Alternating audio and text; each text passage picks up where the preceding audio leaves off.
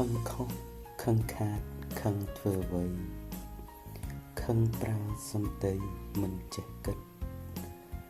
ខឹងច្រើននាំកើនខ្វល់គំនិតខឹងនាំបាត់មិត្តបាត់ញាតិផៅខឹងខ្លាំងមកបាំងហ៊ានប្រមាថខឹងមុខមិនស្អាតចិត្តខូខើខឹងកើតទោមនស្សឈួលមួម៉ៅ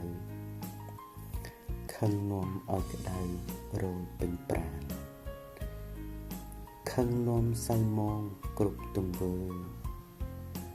ខឹងនាំល្ងីល្ងើបោកឆ្នាំងចានខឹងគួរឲ្យខ្លាចហួសការស្មានខឹងនាំក្លាហានបានស្ដាយក្រោយខឹងខ្លាំងនាំចិត្តឲ្យគិតខ្លី